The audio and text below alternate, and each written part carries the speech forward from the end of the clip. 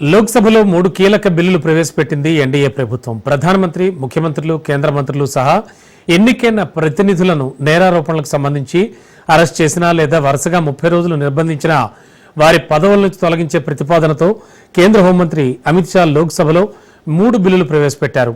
కేంద్రం లోక్సభలో ప్రవేశపెట్టిన బిల్లులు రాజ్యాంగం, సమాఖ్యవాదానికి వ్యతిరేకంగా ఉన్నట్టు విపక్షాలు ఆరోపించాయి. అయితే ఈ బిల్లులను హడావుడిగా తీసుకొచ్చారనే విమర్శలను అమిత్ షా తోసిపుచ్చారు. వాటిని సంయుక్త పార్లమెంటరీ కమిటీ పరిశీలనకు పంపనున్నట్లు ప్రకటించారు.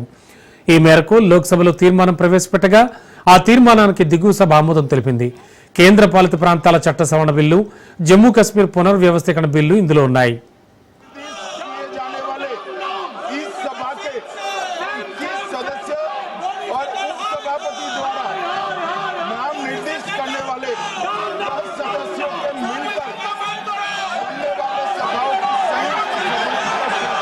संशोधन करने वाले विधेयक और 2019 का और संशोधन करने वाले विधेयक को माननीय अध्यक्ष जी द्वारा आइटम नंबर 20, 21 और 22 महोदय मैं प्रस्ताव करता हूं कि भारत के संविधान का संशोधन करने वाले विधेयक को पुनर्स्थापित करने की अनुमति दी जाए। महोदय मैं प्रस्ताव करता हूं कि जम्मू कश्मीर पुनर्गठन अधिनियम 2019 का संशोधन करने वाले विधेयक को पुनर्स्थापित करने की अनुमति दी जाए।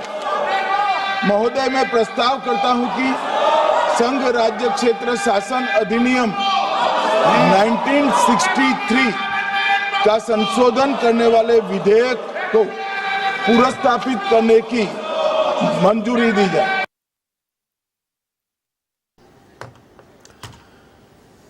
ఇక ఆన్లైన్ బెట్టింగ్ యాప్స్ పై కేంద్రం నిషేధం విధించింది. ఆన్లైన్ గేమింగ్ బిల్లుకు లోక్సభ ఆమోదం తెలిపింది. విపక్షాల నిరసనల మధ్య బిల్లుకు లోక్సభ ఆమోద ముద్ర వేసింది. భారత్లో ఆన్లైన్ గేమింగ్ నూకలు చెల్లాయి. నెటిజన్లను ఆర్థికంగా, ఆరోగ్యపరంగా సర్వనాశనం చేస్తున్న ఈ భూతానికి సమాధి కట్టే దిశగా కేంద్రం చర్యలు తీసుకుంది. ఇందులో భాగంగా ఆన్లైన్ మనీ గేమింగ్ సేవలు అందించే ప్లాట్ఫామ్లపై నిషేధాన్ని విధించింది.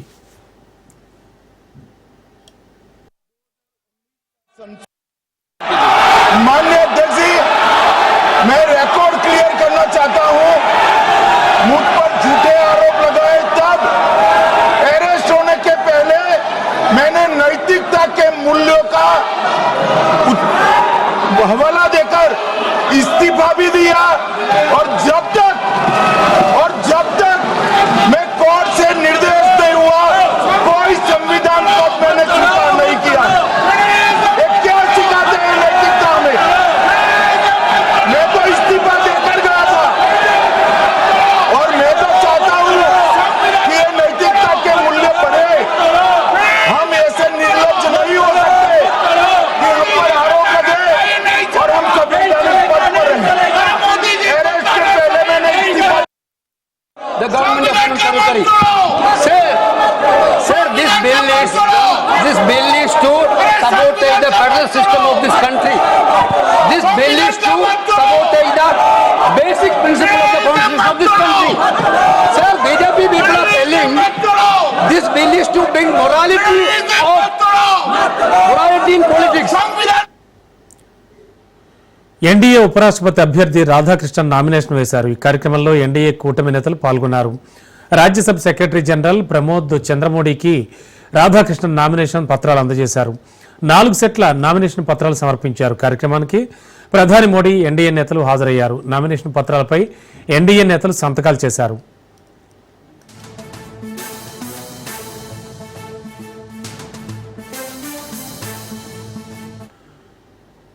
రాహుల్ గాంధీ కొత్త బిల్లుపై తీవ్ర విమర్శలు చేశారు. కేంద్రం ప్రతిపాదించిన కొత్త బిల్లు ప్రజాస్వామ్య మూలాలనే దెబ్బతీస్తుందన్నారు. ఎన్నికైన వ్యక్తికి ఎలాంటి ప్రాధాన్యత ఉండదని రాహుల్ అన్నారు. ఈ బిల్లు ఎన్నికైన నేతలను బెదిరించి భయం సృష్టిస్తుందని ఆయన ఆరోపించారు. ఎవరి ముఖం నచ్చకపోతే ఈడీని పెట్టి కేసు పెట్టి 30 రోజుల్లో ప్రజాస్వామ్యబద్ధంగా ఎన్నికైన వ్యక్తిని తొలగిస్తారని రాహుల్ విమర్శించారు.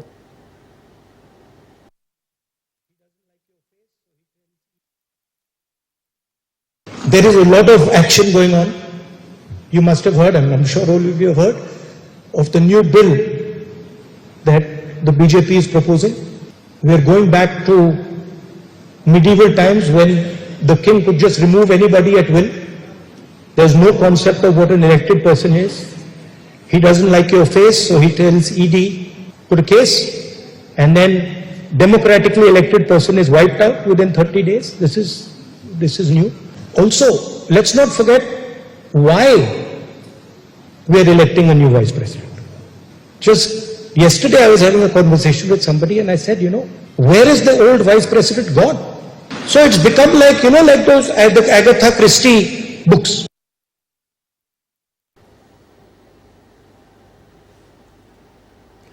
ప్రజలకు సౌకర్యవంతంగా ఉండేలా పాలన సాగుతోందన్నారు సీఎం రేవంత్ రెడ్డి. కాంగ్రెస్ హయాంలోనే హైటెక్ సిటీకి పునాది పడిందని, ఐటీ అభివృద్ధి వెనుక రాజీవ్ గాంధీ కృషి ఉందని గుర్తు చేశారు. గచ్చిబౌలిలో సీఎం రేవంత్ రెడ్డి పర్యటించి ఇంటిగ్రేటెడ్ సబ్ రిజిస్టార్ ఆఫీస్ ప్రారంభించారు. మూసీ ప్రక్షాళన కొందరికి నచ్చడం లేదన్న సీఎం రేవంత్ హైదరాబాద్ను ఇలానే వదిలేద్దామా అంటూ ప్రశ్నించారు.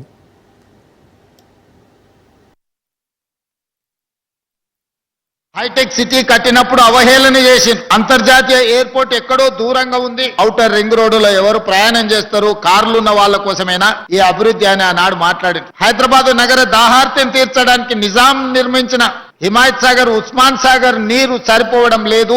మరి నగరానికి వస్తున్న లక్షలాది మంది యొక్క దాహార్తిని తీర్చాలంటే కృష్ణా జలాలను తరలించాలని ఆనాడు కృష్ణా నుంచి నాగార్జున సాగర్ నుంచి తాగునీటిని తరలించి హైదరాబాద్ నగరానికి కృష్ణా జలాలను తరలించిన అన్నాడు. కృష్ణా జలాలు సరిపోవడం లేదని గోదావరి జలాలను గోదావరి నది నుంచి హైదరాబాద్ నగరానికి తేవడం జరిగింది. ఇవే కాదు, మంజిరా నుంచి హైదరాబాద్ నగరానికి తాగునీటిని తీసుకొచ్చి ఈ ప్రాంతంలో వివిధ రాష్ట్రాలు, వివిధ దేశాల నుంచి ఉద్యోగ ఉపాధి కోసం వచ్చే వాళ్ళకి ఆశ్రమం ఇవ్వడమే కాదు, అన్ని మౌలిక వసతులను ఆనాటి ప్రభుత్వాలు ఏర్పాటు చేయబట్టే ఈ రోజు ఈ ప్రాంతం గొప్పగా అభివృద్ధి చెందింది.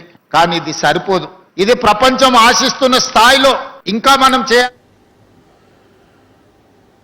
పేదలకు ఇళ్లు నిర్మించడంలో ఆనాటి పాలకులు మాటలకే పరిమితమయ్యారన్నారు మంత్రి పొంగులేటి శ్రీనివాసరెడ్డి. రాష్ట్ర వ్యాప్తంగా ఇప్పటికే 2 లక్షల ఇందిరమ్మ ఇళ్ల పనులు వివిధ దశల్లో ఉన్నాయన్నారు. పేదవాడి ఆలోచనలకు అనుగుణంగానే రాష్ట్రంలో ఇందిరమ్మ ఇళ్ల పథకం అమలవుతోందన్నారు. గ్రామాల్లో అర్హులైన పేదలందరికీ విడతల వారీగా ఇళ్లు కేటాయిస్తున్నామన్నారు. ఎంపీ గారు చెప్పినట్లు రాష్ట్ర ప్రభుత్వం మొదటి విడత 4.5 లక్షల ఇళ్లలో సుమారు మనం 3 లక్షల పైగా శాంక్షన్ ఆర్డర్స్ ఇస్తే ఈ రోజుకి ఒక 2 లక్షల ఇళ్లు గ్రౌండ్ కావడం అనేది ఒక నమ్మకం. నిజంగా మనం శాంక్షన్ చేసిన ఈ 4.5 లక్షల ఇళ్లు రాష్ట్రంలో ఉండే పేదోళ్ళకి సరిపోవన్న సంగతి మనకి తెలుసు. కానీ రాష్ట్ర ఆర్థిక పరిస్థితిని దృష్టిలో పెట్టుకొని పేదవాడికి నమ్మకం కలిగించే విధంగా మనం రాష్ట్రంలో ఎరువుల కొరత ముమ్మాటికి ప్రభుత్వ వైఫల్యమేనని బీఆర్ఎస్ వర్కింగ్ ప్రెసిడెంట్ కేటీఆర్ విమర్శించారు. సర్కార్లోని కీలక నేతలే బ్లాక్ మార్కెటింగ్ దందాకు పాల్పడుతున్నారనే అనుమానాలు వ్యక్తమవుతున్నాయని కేటీఆర్ ఆరోపించారు. రైతులకు సరిపడా తక్షణ ఎరువులు అందించుకుంటే యూరియా క్యూలైన్లు, సొసైటీలు అధికారుల దగ్గరకు వెళ్లి ఎరువుల కొరతపై ఆందోళనలు చేస్తామని బీఆర్ఎస్ హెచ్చరించింది.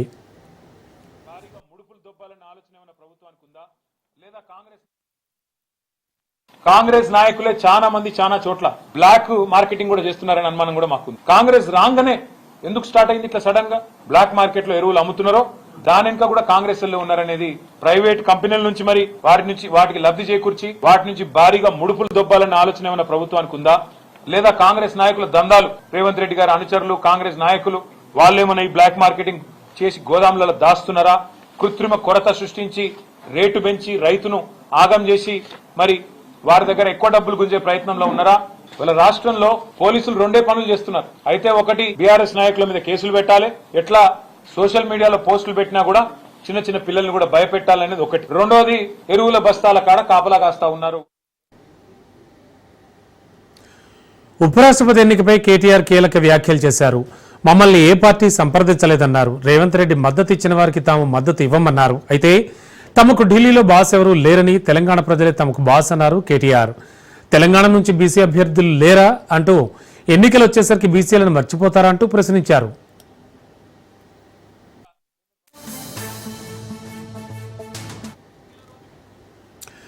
రేవంత్ సర్కార్పై మాజీ మంత్రి హరీష్ రావు తీవ్ర స్థాయిలో మండిపడ్డారు. రేవంత్ రెడ్డి ప్రభుత్వం రైతు సమస్యలను పక్కకు నెట్టి కుంభకర్ణులా నిద్రిస్తోందని ఆయన దుయ్యబట్టారు. కాంగ్రెస్ పాలనలో రైతులు నానావస్థలు పడుతున్నారని ఆయన ఆవేదన వ్యక్తం చేశారు. యూరియా కొరతతో రైతులకు కంటి నిండా నిద్ర కూడా పట్టడం లేదన్నారు. కేసీఆర్ ప్రభుత్వంలో రైతులకు అగ్రతాంబూలం వేస్తే రేవంత్ ప్రభుత్వం రైతులను అధపాతాళానికి తొక్కేసిందని విమర్శించారు. ప్రజా సమస్యల పరిష్కారంలో రేవంత్ సర్కార్ విఫలమైందన్నారు.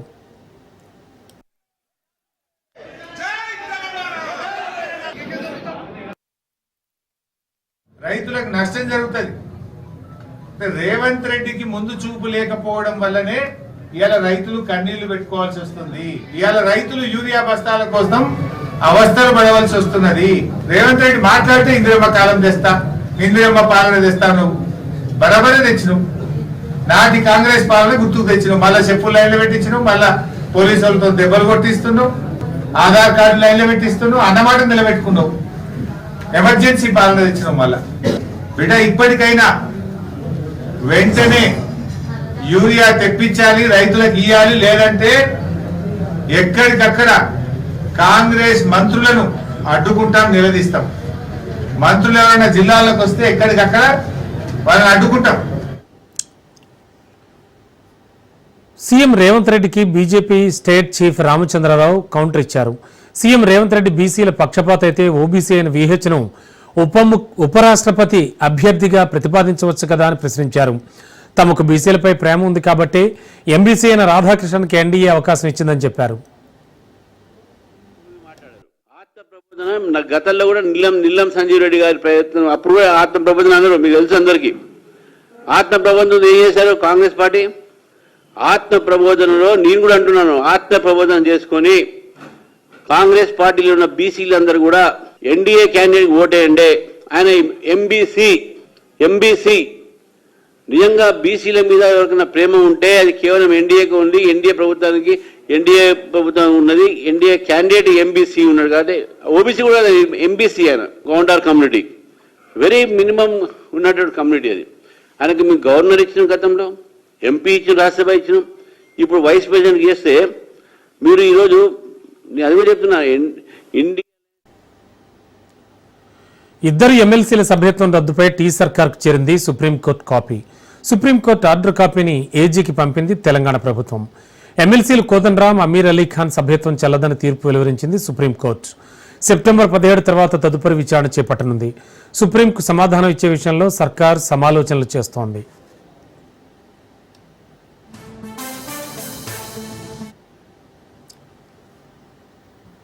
తెలంగాణలో మద్యం షాపుల టెండర్స్కు నోటిఫికేషన్ విడుదలైంది. 2025-27 2 సంవత్సరాలకు గాను ప్రభుత్వం టెండర్స్ నోటిఫికేషన్ విడుదల చేసింది.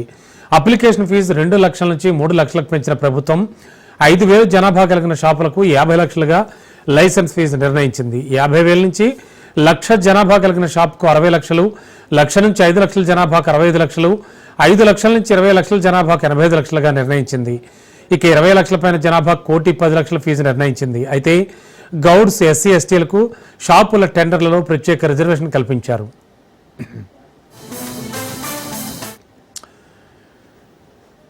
సినీ కార్మికుల సమ్మె విషయంలో తెలంగాణ సర్కార్ జోక్యం చేసుకుంది. 17 రోజులుగా సాగుతున్న కార్మికుల సమ్మె ప్రభావం తెలంగాణ రాష్ట్ర ప్రభుత్వ సినిమా పాలసీపై పడుతుందని ప్రభుత్వం అభిప్రాయపడుతోంది.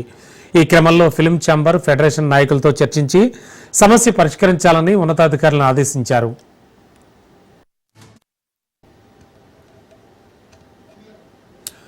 హైదరాబాద్ను సినిమా హబ్గా చేయాలనే తెలంగాణ సర్కార్ ఆలోచనకు సినీ కార్మికుల సమ్మె అడ్డంకిగా మారిందని, నగరంలో జరుగుతున్న తెలుగు సినిమాలతో పాటు ఇతర భాషల సినిమా షూటింగ్స్ నిలిచిపోవడంతో తెలంగాణ ప్రభుత్వం అప్రమత్తమైంది. ఫిల్మ్ ఛాంబర్ ప్రతినిధులతో ఇప్పటికే చర్చించిన ఉన్నతాధికారులు ఫెడరేషన్ నాయకులతో చర్చలు జరపనున్నారు.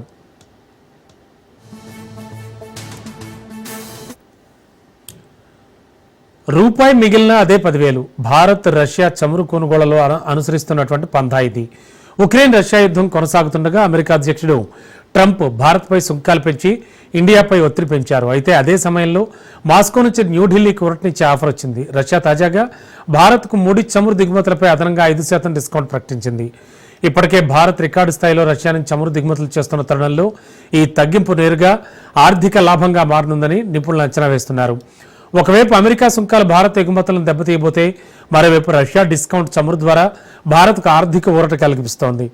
ఉక్రెయిన్ యుద్ధం కొనసాగుతున్న తరుణంలో అమెరికా ఒత్తిడి, ఆంక్షలు పెరుగుతున్న రష్యా తన చమురు సరఫరాలను భారతదేశానికి కొనసాగిస్తోందని రష్యా స్పష్టం చేసింది. అంతేకాదు 5% డిస్కౌంట్ కూడా అందిస్తున్నామని రష్యా డిప్యూటీ వాణిజ్య ప్రతినిధి ఎవింజివే గ్రివా వెల్లడించారు. న్యూఢిల్లీలో విలేకరులతో మాట్లాడిన ఆయన భారత్ రష్యా చమురు కొనుగోళ్లలో పెద్దగా తగ్గలేదని, అయినప్పటికీ దాదాపు అదే స్థాయిలో దిగుమతులు కొనసాగుతున్నాయన్నారు. ధర తగ్గింపు బిజినెస్ జిమ్మిక్కి అయినా ఇకపై ఇండియా కొనుగోలు చేసే చమురుపై సుమారు 5% వరకు డిస్కౌంట్ ఇస్తామన్నారు. ఈ సమావేశంలో Russia deputy chief of mission Roman Babushkin కూడా పాల్గొన్నారు.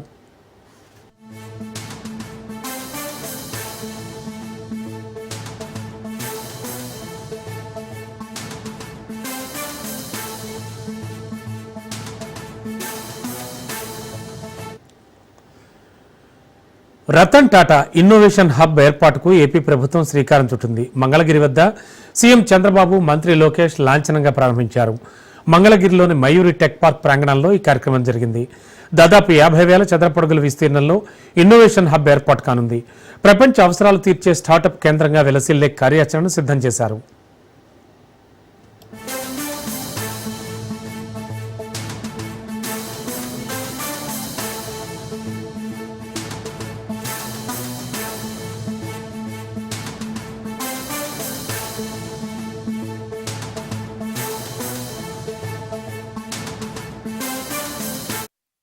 Two lakh entrepreneurs should have been joined. My aim is one family, one entrepreneur main. That is 1 crore 30 lakh entrepreneurs in Andhra Pradesh to serve the global community. That is our vision. But I am confident, I am always optimistic. There is no doubt about it. Future is for India. Indians can do extremely well in the near future. But only my request to all entrepreneurs, you have to help and hold, timely help and everything to bring this concept as a successful concept. With this, I am thanking all of you all the way. So many leaders have come. From now onwards, zero date, zero time has started. From now onwards, we have to see the success rate with all indicators. 2 lakh entrepreneurs should have.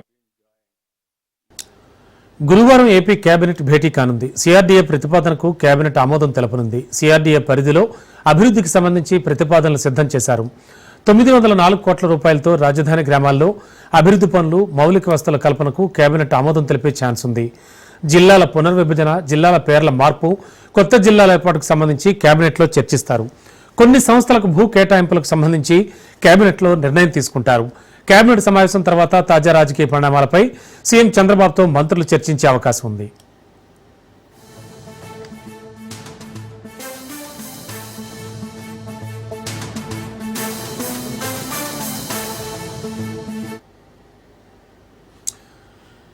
గృహ నిర్మాణ శాఖపై CM Chandrababu సమీక్ష సమావేశం నిర్వహించారు. ఈ సమావేశంలో మంత్రులు పార్థసారథి, నారాయణ పాల్గొన్నారు.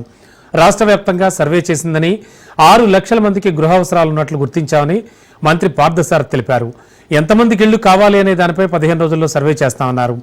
NTR housing కింద గత ప్రభుత్వం పెండింగ్ పెట్టిన బిల్లులు ఇవ్వాలని సీఎం ఆదేశించారు. హౌసింగ్, టిడ్కో కలిపి 2 లక్షల ఇళ్లు సంక్రాంతికి ఇచ్చేలా చర్యలు తీసుకుంటున్నామన్నారు.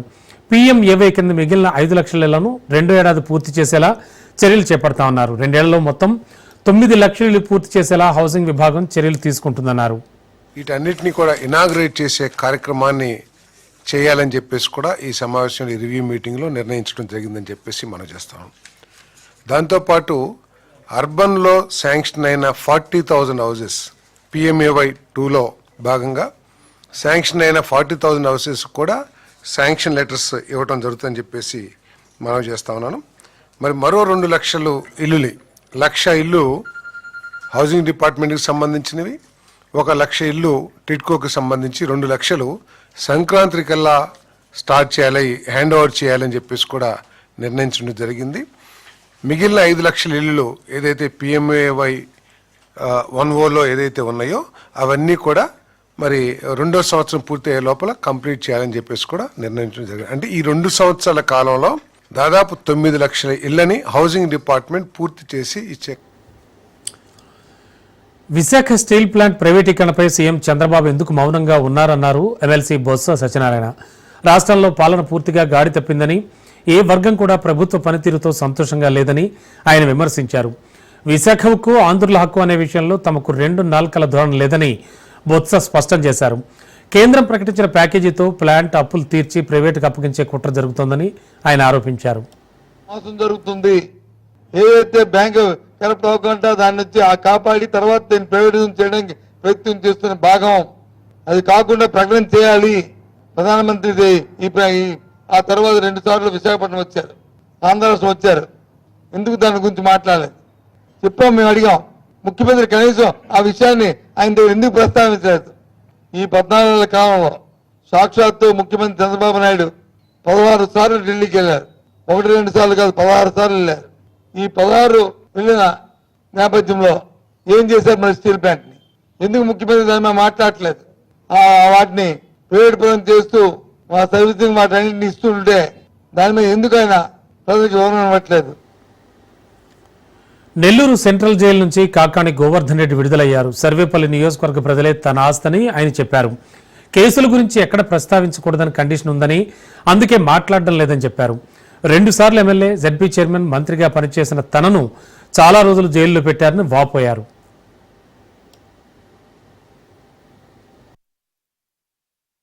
ఉన్నత న్యాయస్థానం బెయిల్ మంజూరు చేయడం జరిగింది. సోమవారం మధ్యాహ్నానికల్లా హైకోర్టు మంజూరు చేసినటువంటి బెయిల్ నెట్లో కూడా రావడం జరిగింది. సాధారణంగా ముందు రోజు హైకోర్టు బెయిల్ తెల్లవారి ఆ బెయిల్ ఉత్తర్వులు రావడంలో హైకోర్టు నుంచి జాప్యం అయితే తప్ప, లేకపోతే ఖచ్చితంగా బెయిల్ వచ్చి ఉండాలి. మరి కారణాలేమో నాకు తెలియదు, నేను జైల్లో ఉన్నాను కాబట్టి. నిన్న సాయంకాలం విడుదల వాయిదా పడింది. అయితే నిన్న పాపం నా కోసం జనం వచ్చారు, ఈరోజు కూడా అదే జనం మరలా రావడం జరిగింది. నాకున్నటువంటి ఆస్తి ఈ జిల్లా ప్రజలు, ప్రత్యేకించి సర్వేపల్లి నియోజకవర్గానికి సంబంధించినటువంటి కుటుంబాలు, వన్నె తరగనటువంటి వాళ్ళ ప్రేమ అభిమానాలు. ఈరోజు ఈ కేసుల గురించి ఎక్కడా మాట్లాడకూడదు అనేటువంటిది హైకోర్టు విధించినటువంటి నిబంధన, షరతు. శ్రీశైలం ఎమ్మెల్యే బుడ్డా రాజశేఖర రెడ్డి వివాదంలో చిక్కుకున్నారు. అటవీ సిబ్బందిపై అనుచరులతో కలిసి దాడి చేసినట్లు ఆరోపణలు వస్తున్నాయి. అటవీ సిబ్బంది చెంపపై కొట్టారు ఎమ్మెల్యే. రాత్రంతా అడవిలో తిప్పుతూ తమపై దాడి చేశారంటున్నారు అటవీ శాఖ ఉద్యోగుల సంఘం. డోర్నాల మండలం నెక్కంటి రేంజ్ చెక్పోస్ట్ దగ్గర ఈ ఘటన చోటు చేసుకుంది. ఎమ్మెల్యే రాజశేఖర రెడ్డిని పదవి నుంచి తొలగించాలని వారంతా డిమాండ్ చేస్తున్నారు. ఎమ్మెల్యేపై ఎస్సీ/ఎస్టీ అట్రాసిటీ కేసు నమోదు చేయాలని పట్టుబడుతున్నారు వాళ్ళు. 10 గంటల సమయంలో మా అటవీ శాఖ సిబ్బంది చిరుతపులి కేసు సంబంధించి శ్రీ జీడీ గారి ఉత్తర్వుల మేరకు పెట్రోలింగ్ చేస్తుండగా శ్రీశైలం ఎమ్మెల్యే గారు వారి అనుచరులు వచ్చి శిఖరం చెక్ పోస్ట్ వద్ద మా వారిని అడ్డగించి వాళ్ళు నానా దుర్భాషలాడి, మేము చెప్పినట్టు మీరు పని చేయడం లేదు, మా గవర్నమెంట్లో వస్తే కూడా మీరు మాకు సహకరించడం లేదు అని నానా దుర్భాషలాడి దొంగనా కొడుకుని లోపలెక్కించడని మా గవర్నమెంట్ వెహికల్ తీసుకొని ఎమ్మెల్యే గారు స్వయాన్ని నడుపుకుంటూ శ్రీశైలం మొత్తం చుట్టూ తిప్పుతూ తెల్లవారుగా 2 గంటల వరకు కొట్టుకుంటూ వాళ్ళ అనుచరులతో దగ్గరుండి మరీ కొట్టించారు. మీరు సరిగ్గా కొట్టలేదు, నా ఎదురు కట్టండి అని చెప్పి కొట్టించేది చాలా హేయమైన చర్య. అటవీ శాఖ సిబ్బందిని, విధుల్లో ఉన్న వారిని, అటవీ ఉద్యోగుల్ని విధి నిర్వహణలో ఉండగా కొట్టడము దుర్భాషమైన చర్యగా భావిస్తూ మేము రాజశేఖర రెడ్డి గారిని పదవి నుంచి తొలగించి వాళ్ళని వెంటనే ఎస్సీ/ఎస్టీ అందరూ ఎస్సీ/ఎస్టీ మైనార్టీ వారు ఉన్నారు, సభ్యులు 9 కూడా వారి. ప్రముఖ పుణ్యక్షేత్రం శ్రీశైలం మల్లన్న హుండీ ఆదాయం భారీగా పెరిగింది. ఇవాళ చంద్రావతి కళ్యాణ మండపంలో హుండీ లెక్కింపు జరిగింది. శ్రీ బ్రహ్మరాంబ సమేత మల్లికార్జున స్వామి అమ్మవార్ల ఉభయ ఆలయాలు హుండీ లెక్కింపు నిర్వహించారు. చంద్రావతి కళ్యాణ మండపంలో పగడ్బందీగా లెక్కింపు జరిగింది. శ్రీశైలం మల్లన్న దేవస్థానానికి 4,51,62,522 రూపాయల నగదు రాబడిగా లభించిందని దేవస్థానం ఈవో శ్రీనివాసరావు తెలిపారు. ఈ ఆదాయాన్ని గత 27 రోజుల్లో శ్రీ స్వామి అమ్మవార్లకు భక్తులు నగదు అలాగే కానుకల రూపంలో సమర్పించినట్లు ఈవో వెల్లడించారు.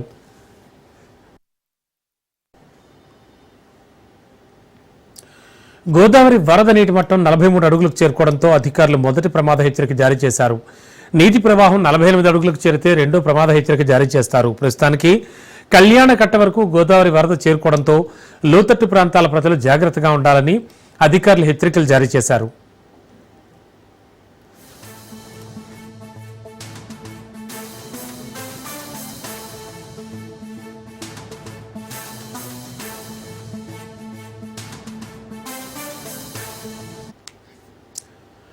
మరోవైపు జయశంకర్ భూపాలపల్లి జిల్లా కాళేశ్వరం వద్ద గోదావరి ఉగ్రరూపం దాల్చింది.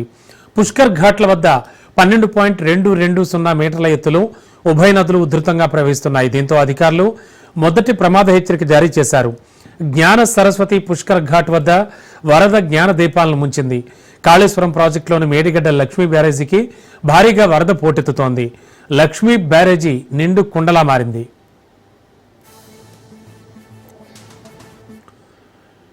అటు ములుగు జిల్లా వాజేడు వెంకటాపురం మండలాల్లో గోదావరి ఉగ్రరూపం దాల్చింది. భారీ వర్షాలకు పలు ప్రాజెక్టు గేట్లు ఎత్తడంతో భారీగా వరద వచ్చి చేరుతోంది. దీంతో సమ్మక్క సారక్క బ్యారేజ్, పాలెం ప్రాజెక్టు గేట్లు పూర్తిగా ఎత్తి ఉంచడంతో భారీగా వరద నీరు చేరుతోంది. దీంతో తెలంగాణ, ఛత్తీస్గఢ్ సరిహద్దు రాష్ట్రాల్లో టేకులగూడెం వద్ద రాకపోకలు నిలిచిపోయాయి. దీంతో లోతట్టు ప్రాంతాల్లోని పంట పొలాలన్నీ నీట మునిగాయి.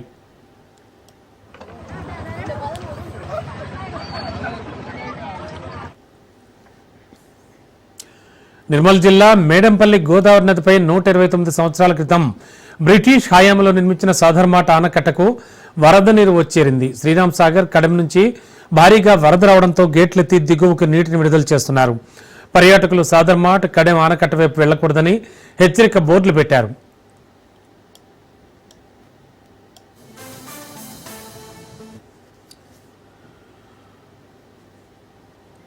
ప్రకాశం బ్యారేజీ 70 గేట్లను ఎత్తి వరద నీటిని సముద్రంలోకి విడుదల చేస్తున్నారు. పులిచింతల ప్రాజెక్టుతో పాటు బ్యారేజీ ఎగువన ఉన్న ప్రధాన వాగుల నుంచి 4,73,065 క్యూసెక్కుల వరద నీరు ప్రకాశం బ్యారేజీకి వస్తున్నట్లు తెలిపారు.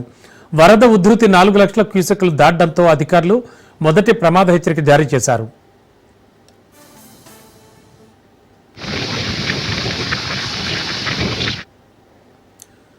శ్రీశైలం జలాశయానికి భారీగా వరద ఉధృతి కొనసాగుతోంది. దీంతో ప్రాజెక్టు 10 గేట్లు ఎత్తి 14 అడుగుల మేర వరకు కూడా ఎత్తివేశారు.